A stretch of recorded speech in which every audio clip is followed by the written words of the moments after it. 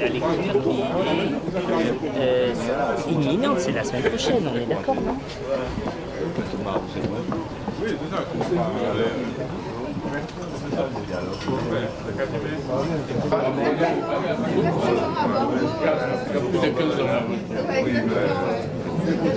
Bonjour à tous et bienvenue dans ce séminaire sur le PLU intercommunal qui a pour thème le PLUI, quelle application dans nos territoires. Aujourd'hui, nous aborderons donc les questions de planification territoriale sous de nombreux angles, en prenant en compte bien sûr les spécificités de nos territoires. Mesdames et messieurs, je veux d'abord vous remercier d'être venus participer à ce séminaire consacré à la question du plan local d'urbanisme intercommunal. Un séminaire qu'à la communauté de l'Espace Sud, nous avons tenu à organiser en partenariat avec l'Assemblée des communautés de France, les services de l'État, Interco Outre-mer et l'Agence d'urbanisme et d'aménagement de la Martinique. Je remercie l'ensemble de nos invités qui, par leur présence, confirment l'intérêt qu'il y a d'échanger, à débattre, voire à confronter des expériences sur cet important sujet. Je salue la présence de Madame la sous-préfète d'arrondissement qui a bien voulu intervenir à la fin de nos travaux et je salue aussi les différents représentants des services de l'État, en particulier le directeur de l'environnement, de l'aménagement et du logement, le DEAL, et le représentant du ministère du Logement et de l'Aménagement durable. Je salue, venant de la Guadeloupe, les délégations de la communauté d'agglomération du Nord-Bastère, de la communauté d'agglomération de Cap-Excellence et de la communauté de communes de Marie-Galante. Ce n'est pas de bonne représentante, je crois. Je remercie particulièrement le vice-président Georges Daubin, représentant le président Éric Jalton, Cap-Excellence, et le maire de Pointe-Noire qui devait être là, mais je n'ai pas encore vu, qui représente la communauté, qui représenterait la communauté du Nord-Bastère. Pour la Guyane, je salue la délégation de la communauté des communes de l'Est guyanais, conduite par le président Georges Elfort. Il est là.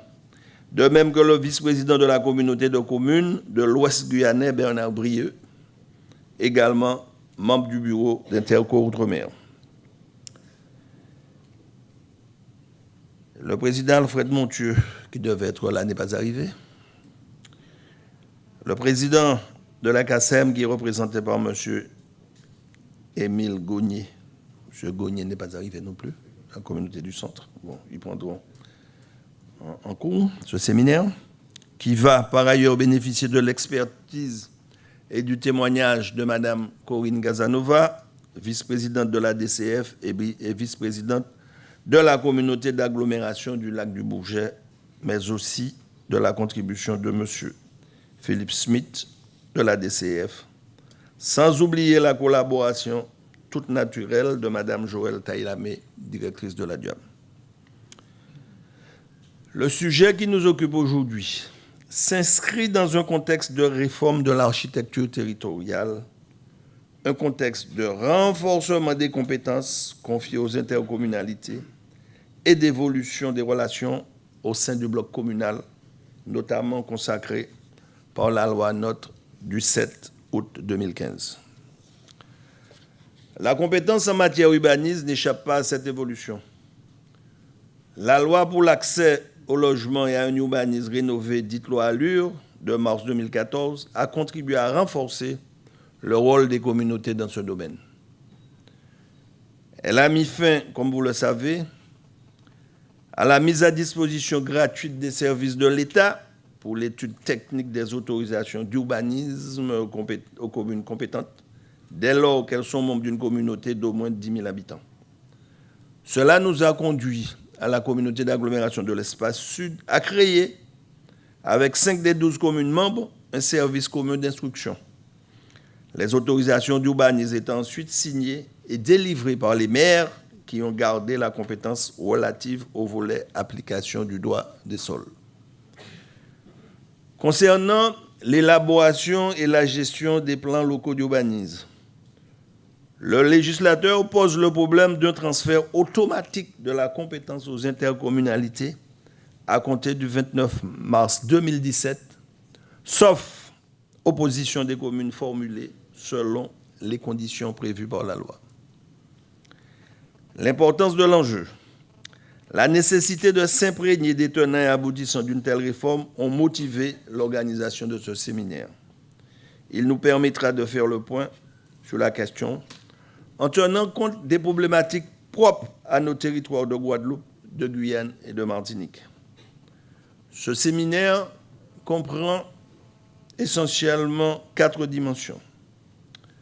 Celle du rappel du cadre législatif, celle des modalités, celle de l'examen des modalités de mise en œuvre, celle du témoignage et du partage d'expériences, celle enfin de la discussion et du débat, notamment à travers la table ronde de tout à l'heure et les échanges avec l'ensemble des participants. En terminant, je veux remercier la direction de l'aménagement, de la planification et l'ensemble des services de la communauté d'agglomération de l'Espace Sud qui ont travaillé à la préparation de cette manifestation. Merci encore de votre présence et bon séminaire à toutes et à tous. Oui, merci Président. Bonjour à tous. Donc, je n'avais pas prévu de prendre la parole, mais merci de me la donner.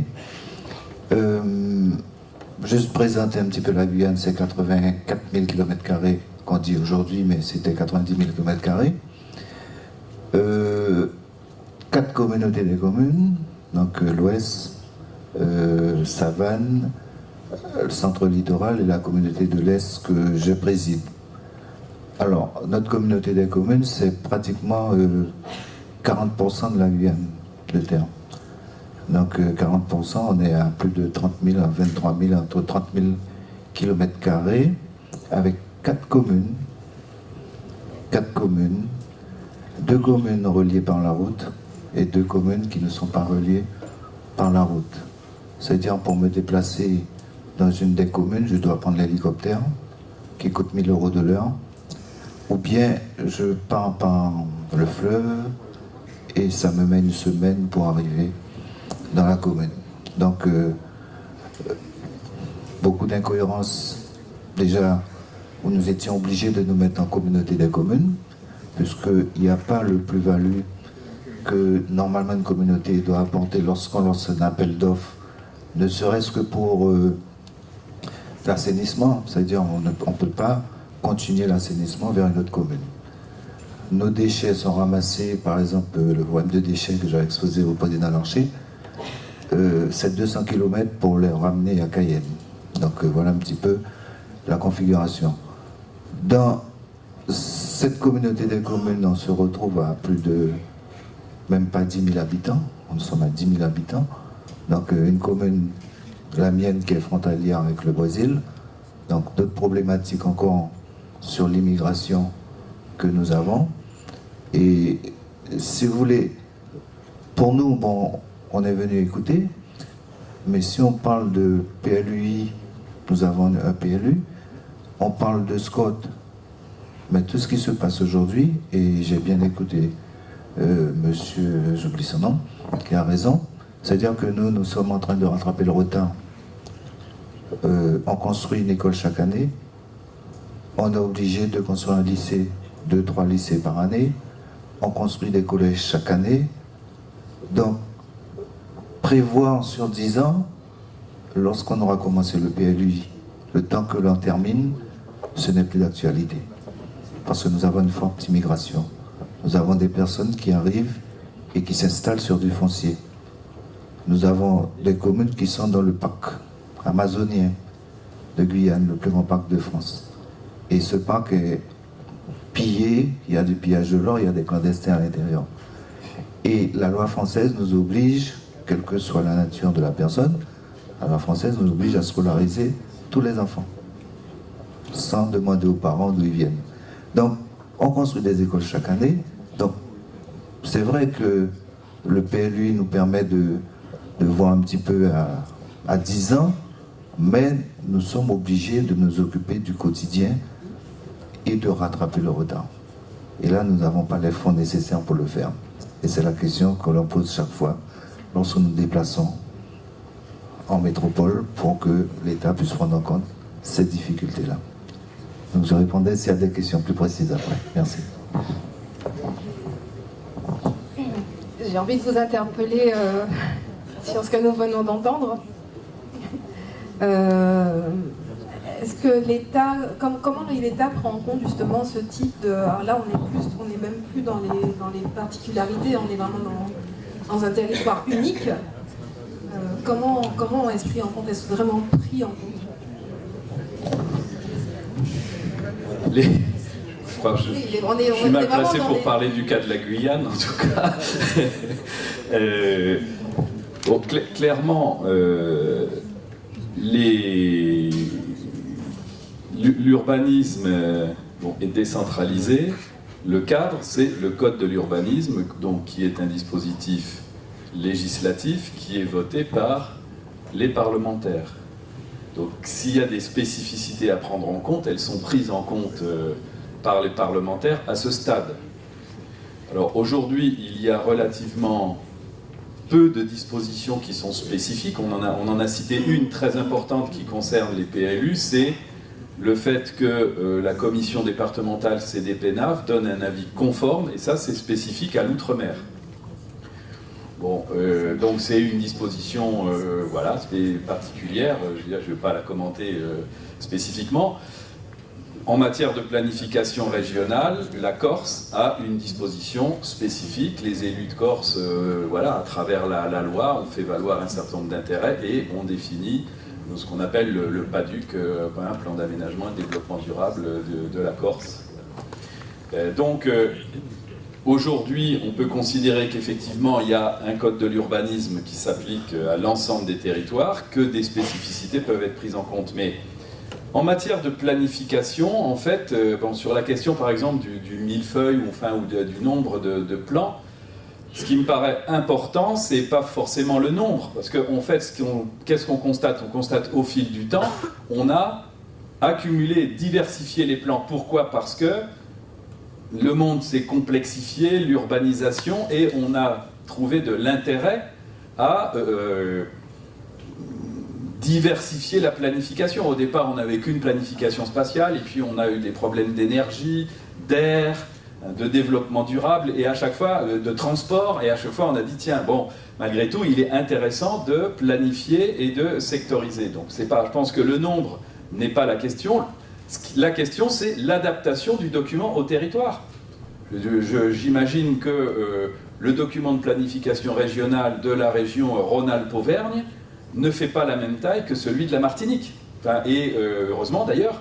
Mais l'intérêt, c'est plutôt de se dire, on a un certain nombre de problématiques qui sont, à mon avis, quasiment les mêmes partout. Enfin, avec bien évidemment quelques éléments. Alors je ne parle pas de la Guyane, parce que bon, la Guyane, c'est le champion des spécificités, mais sur tous les territoires, on a des problèmes de consommation d'espace, de qualité de l'air, de transport, de littoral. Donc après, à nous de les adapter au territoire et de faire en sorte que ce soit traité de la manière la plus réaliste, la plus objective, sans en faire trop, mais en l'adaptant. Alors après, sur les échelles, je pense qu'il faut que l'échelle, elle soit ramenée à la problématique. Quand c'est une problématique qui concerne la parcelle, qu'est-ce qu'on peut faire sur une parcelle? Je pense que là, l'échelle, elle doit être à proximité de l'habitant, parce que si on lui dit, il faut, enfin je veux dire, si on avait une planification à l'échelle anti-Guyane et qu'on dit à la personne il faut aller, parce que le bureau il est en Guadeloupe, il ne comprendrait pas. Hein, clairement, il faut qu'il y ait un rapport entre la problématique et notamment la personne concernée et l'échelle du document. Quand on veut travailler, hein, on vient de créer par exemple un conseil maritime de bassin, Antilles, donc il prend l'ensemble de l'espace maritime des Antilles, et parce qu'on veut raisonner à cette échelle-là. Bon, bien évidemment, on ne traite pas dans ce comité de bassin de l'autorisation de pêche pour un pêcheur Par contre, on traite de l'aménagement global de l'espace. Donc, du coup, pour ramener la problématique ici, clairement, il y a un certain nombre de dispositions qui sont nécessaires d'être réfléchies à l'échelle de la Martinique. Parce que, en plus, on peut dire on a de la chance, on a un territoire fermé. Ailleurs se pose toujours la question de où est-ce qu'on s'arrête. Parce qu'en fait, on ne peut jamais dire le voisin n'est pas concerné par mes problématiques. Donc, et aujourd'hui, on arrive à faire des scopes de plus en plus larges parce que, effectivement, les problématiques sont larges, les transports, la mobilité se développe, les problématiques s'élargissent. En Martinique, au moins, on peut dire, sur la planification, l'espace le plus large, entre guillemets, c'est l'ensemble du territoire. Donc, il faut forcément un document à l'échelle de la Martinique qui ne viendra pas forcément dans le détail, mais qui donnera les grandes orientations. À vous écouter, quelque part, hormis la Guyane, j'ai eu la chance d'y aller, j'ai compris qu'il fallait complètement changer de logiciel pour réussir à traiter de vos problématiques parce qu'elles sont tellement fortes et elles sont tellement spécifiques que je conçois dans tous les outre-mer, des problèmes sont spécifiques, mais finalement, la Martinique, c'est à peu près la taille du département de la Savoie. Donc finalement, ça me ramène à des échelles où je sais penser. À cette échelle du département de la Savoie, en population tout au moins, moi, je ne jette pas le PLUI comme vous êtes un peu en train de dire, l'outil n'est pas forcément adapté ici, parce que je constate que vous avez, pour moi, le PLU, c'est un outil obsolète. Aujourd'hui, les compétences qui sont liées aux compétences d'urbanisme qu'on traite dans un PLUI, c'est quoi? C'est l'eau, c'est l'assainissement, c'est les transports, c'est le tourisme, c'est l'économie, c'est l'habitat, c'est les déchets. C'est tout géré à l'échelle de l'intercommunalité. Quelques mots, juste pour vous remercier. La DCF, puisque dans le cadre de ces déplacements en région, la DCF est ici, dans la région atlantique, puisque ce séminaire, c'est aussi, pas seulement pour la Martinique, mais aussi pour la Guadeloupe et la Guyane. En tout cas, merci, les collègues de la Guadeloupe et collègues de la Guyane, d'être là aujourd'hui. Et d'ici 10 jours, ce sera autour de l'océan Indien, puisque avec la DCF et Interco, c'est à Mayotte, pour Mayotte et aussi l'île de la Réunion. Et puis, merci à toutes les communes du Sud, puisqu'il y a des représentants un peu partout. Merci, monsieur le maire des Trois-Îles, de ton accueil. De ton accueil. Et puis, au service de l'État présent. Un grand merci, parce que ce n'est pas souvent on a les services de l'État, mais aujourd'hui, les services de l'État sont présents. Il faut les applaudir. Bon. Et puis, là, ce fut un moment agréable. Nous avons appris de belles choses. Maintenant, la balle est dans notre camp. Il y a des communes qui ont déjà délibéré, mais il faudrait qu'elles reviennent sur leur délibération, puisque c'est à partir du 27 décembre, disons à partir de janvier 2017, parce qu'avec les fêtes de fin d'année, il n'y aura pas de réunion, il n'y aura pas de conseils municipaux. Ça, c'est vrai. En tout cas, la balle est dans notre camp, et je crois qu'on a tout à gagner. On a tout à gagner, puisque, on l'a vu, les municipalités, les maires ne perdent absolument rien du tout. Au contraire, on a tout à gagner parce qu'on va fonctionner en termes de projet pour la communauté d'agglomération de l'espace sud. En tout cas, merci Philippe, merci Corinne. Et puis, je vais laisser la parole à Madame la sous-préfète qui va conclure. Merci en tout cas à tous. Merci, Monsieur le Président. Merci beaucoup. Et d'ailleurs, je voudrais souligner, Monsieur le Président, l'initiative que vous avez prise, parce que c'est, je crois, la première séance de ce type, séminaire dans les DOM. Et vous l'avez élargi à la Guadeloupe et à la Guyane. Et je pense que c'est très bien parce que il faut justement partager un petit peu les points de vue et les explications qui nous ont été données. Et je tiens à saluer la qualité des interventions et les retours d'expérience des autres territoires. Et notamment Madame Casanova, parce que c'est le point de vue d'un élu. Et je pense que c'est important pour les personnes qui sont ici, qui sont majoritairement des élus, même si vous êtes accompagnés de vos services techniques et administratifs, c'est d'avoir le regard d'élus. Parce que vous avez remercié la présence des services de l'État, mais Monsieur le Président, les services de l'État, ils sont là pour vous accompagner. Ça a bien été dit, je crois que c'est quand même un dossier de ce type qui doit être pris en main par les élus pour mettre en place la politique de leur territoire, même bien sûr si ça se fait dans un cadre réglementaire. Mais en tous les cas, on est là en accompagnement. Alors, je vais essayer d'être synthétique parce qu'on a pris beaucoup de retard, mais je voudrais quand même dire quelques mots sur effectivement tous les échanges qu'on a eus ce matin. Il a bien été rappelé effectivement que l'organisation du territoire maintenant devient à une échelle intercommunale. Elle est pertinente. Pourquoi ? Parce que l'Interco a pris de plus en plus de compétences. Et donc, il y a une cohérence dans la mécanique qui s'est mise en place de façon législative. Et tout simplement, j'allais dire, on suit cette mécanique. Ce qui est important aussi, c'est de pouvoir permettre de prendre en compte les enjeux de territoire de façon cohérente et équilibrée. Ça a été rappelé, peut-être que j'en oublierai, mais c'est notamment effectivement l'étalement urbain, la préservation de la biodiversité, l'économie bien sûr, mais aussi l'économie des ressources et la question du logement, mais il y a également beaucoup d'autres sujets. Donc l'Interco, c'est aussi le moyen de mutualiser les moyens. Alors on va me dire, ah bah oui, mais vous l'État, vous voulez faire que des économies. Non, c'est mutualiser pour mieux se servir des moyens et des compétences que vous avez dans vos collectivités. On est effectivement parti dans cette perspective. Et en tous les cas, l'Interco, elle doit pouvoir aussi incarner et exprimer la solidarité. Parce que dans nos territoires, évidemment, tout le monde n'est pas forcément logé à la même enseigne. On l'a vu, certains l'ont exprimé, et au moins qu'il y ait au moins cette solidarité dans le cadre d'une Interco.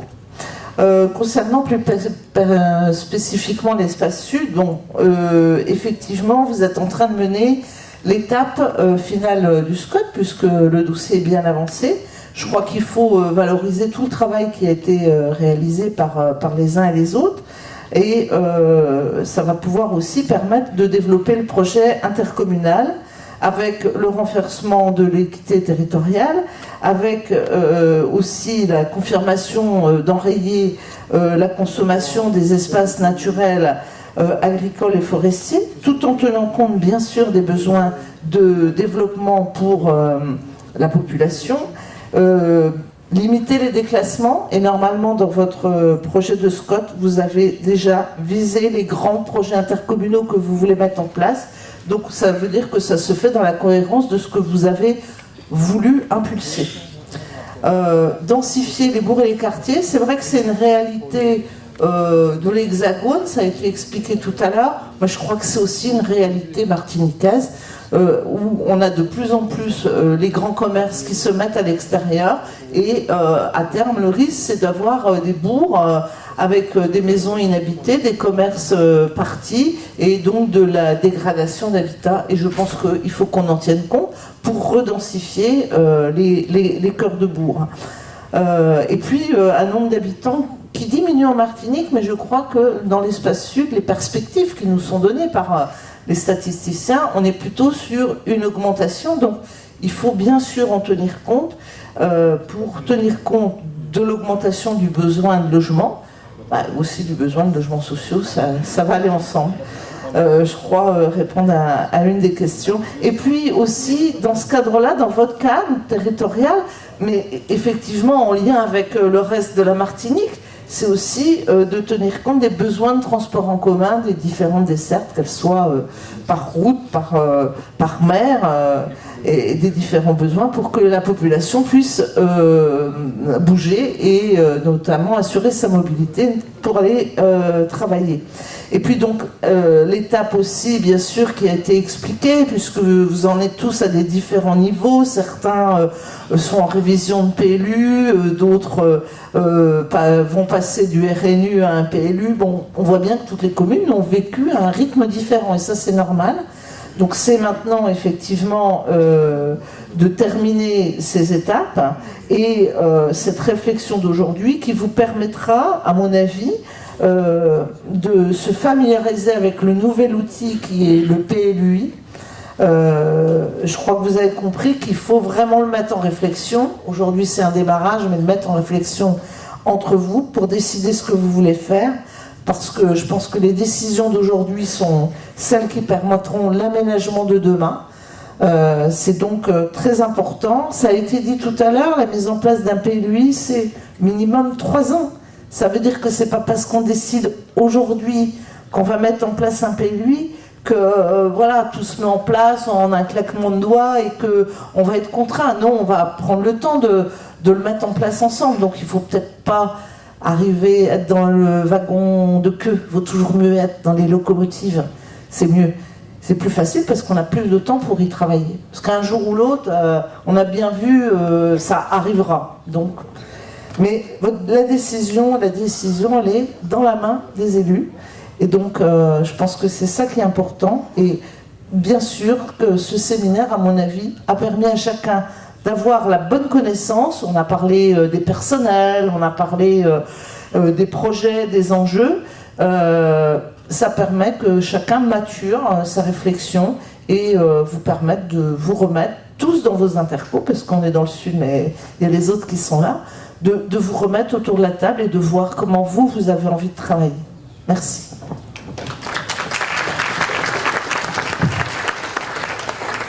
Juste un petit mot pour vous dire que le compte rendu de ce séminaire sera en ligne sur le site de la communauté d'agglomération de l'espace sud. Que je retiens déjà que c'était, vous l'avez dit, un débat riche, mais un débat de bonne tenue entre tout le monde, entre la salle et les intervenants. Il y a vraiment eu du dialogue, et un dialogue que moi j'ai trouvé constructif. On n'a pas éludé les problématiques, on a traité de tous les sujets qui soient faciles à traiter ou pas. Je ne sais pas si on a apporté partout les réponses qui étaient attendues, mais je retiens que finalement il y a un intérêt pour le PLUI, si on est sur cette question du PLUI. Je n'ai pas ressenti une opposition frontale. J'ai plutôt ressenti une interrogation, est-ce que c'est opportun de faire et comment on fait, plutôt que de dire non, on jette le bébé et l'eau du bain, et ça je trouve que c'est très intéressant.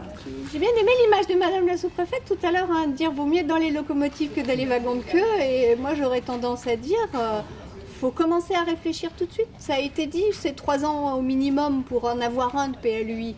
Donc au plus on retarde l'engagement de la démarche, et au moins vite on en aura un. Donc il faut commencer tout de suite à se poser la question, à travailler, quitte à se donner du temps. On voyait tout à l'heure dans la présentation que j'ai faite, ce qui était prévu pour nous en termes de délai, on a glissé de 6 mois, c'est pas important. Par contre, on a commencé le dialogue et on a commencé à construire le projet, c'est ce qui est le plus important. Si après pour l'affiner, on met plus de temps, bon, c'est pas grave, mais on a commencé. C'est l'avenir, et c'est l'avenir de leur projet commun. Parce que moi, ce que je retiens aussi, c'est l'interdépendance de vos communes ici. C'est déjà vrai sur l'espace métropolitain, mais sur un territoire fini comme le vôtre, vous êtes obligés de travailler ensemble, vous êtes dans le même bateau. Et pour le coup, le PLUI, c'est l'occasion de partager les problématiques et de partager les réponses demain. En tout cas, pour aujourd'hui, ce séminaire fut dense, instructif, dynamique. Toutes les villes étaient représentées, même si on n'a pas eu beaucoup de maires, mais les services urbanisme et des adjoints qui ont en charge ce secteur étaient présents. Et déjà, de ce côté-là, ce fut une réussite. C'est tout aussi vrai que nous avons eu la présence des représentants de l'État, nous avons la présence de la DCF, et puis, je le répète, le débat fut très riche, hein, sans agressivité, des questions. On sentait que les participants étaient là et étaient venus pour avoir une bonne information sur ce qui concerne ce plan local d'urbanisme.